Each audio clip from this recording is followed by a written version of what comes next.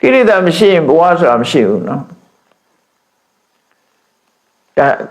ကံနဲ့မပြောကိလေသာနဲ့ပဲပြောရတယ်မိလိန်နာမင်းကြီးနဲ့ရှင်နာဂသိမိလိန်နာမင်းကြီးကရှင်နာဂသိကိုမေးတယ်အမှတ်တမဲ့မေးလိုက်တာကိုရောရှင်နာဂသိနာကိုရောရောနောက်ဘဝပြန်ဖြစ်အောင်မလားလို့ကိုယ်အဲ့လိုမေးရင်ဘယ်လိုဖြေကြမလဲနော်ရသောဖြင့်ဖြေရင်တော့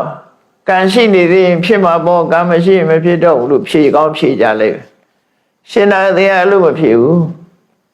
တကိလေသောကိလေသာရှိရင်တော့ပြန်ဖြစ်မှာပေါ့ကိလေသာမရှိဘူးဆိုရင်ပြန်မဖြစ်တော့ဘူးကိလေသာနဲ့ပဲဖြေကံနဲ့မဖြေဘူးအဲ့တော့ဘဝကိုတိဆောက်တာကနှစ်ခုရှိတယ်ဘာလဲပါတော့ဆိုကိလေသာနဲ့ကံကိလေသာကိုသာချုပ်အောင်လုပ်ရတယ်ကံကိုချုပ်အောင်လုပ်လို့မရဘူးဘာလို့လုပ်မရတာလဲဆိုကံဆိုတာလုပ်ပြီးသားဖြစ်နေပြီလို့What have been done cannot be undone ဆိုတာအဲ့ဒါပြောတာကိုလှုပ်ထားတဲ့အလုပ်တစ်ခုပါလှုပ်ပြီးသားအလုပ်တစ်ခုကိုမလုပ်ရသေးဘူးလို့ပြောလို့မှရမှာမရတာနော်ပြီးသွားပြီလေပြင်လို့လည်းမရမနေ့တော့လှုပ်ခဲ့တဲ့ဟာကိုဒီနေ့ပြန်ယူလို့မှမရတာအစားပဲလှုပ်လို့ရခြင်းရမယ်မနေ့ကဟာမဟုတ်တော့ဒီနေ့လှုပ်တာဒီနေ့ဟာပဲမနေ့ကဟာမဟုတ်ဘူးမနေ့ကပြီးသွားပြီလေပြန်ယူခြင်းလို့မရဘူးအဲ့လိုပဲ what have been done cannot be undone ဆိုတဲ့စကားလုံးအဲ့ဒါပြောတာအဲ့ဒါလေဒီကံတရားဆိုတာပြန်ပြင်လို့မရဘူးပြန်ပြင်လို့မရဘူးဆိုတာဘယ်လိုတော့ပြင်လို့ရတော့လို့ဆိုရင်ကောင်းတဲ့ကံတွေကိုတိုးတက်များပြားလာအောင်လုပ်ပြီးတော့မကောင်းတဲ့ကံကိုမေ့ထားပြီးကောင်းတဲ့ကံတွေ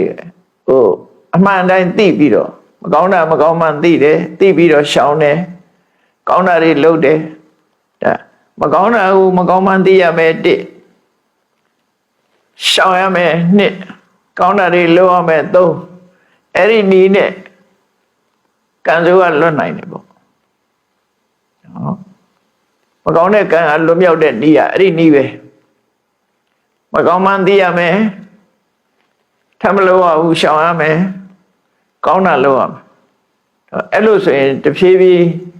ဒီမကောင်းတဲ့ကိုလုပ်ခဲ့တဲ့အကုသိုလ်ကံတွေကတဖြည်းဖြည်းနောက်ရောက်သွားတာဒါပေမဲ့ပယ်ဖြတ်လို့ရတာမဟုတ်ဘူး What have been done cannot be undone undone လုပ်ပြလို့မရဘူးလို့ဆိုလို့တယ်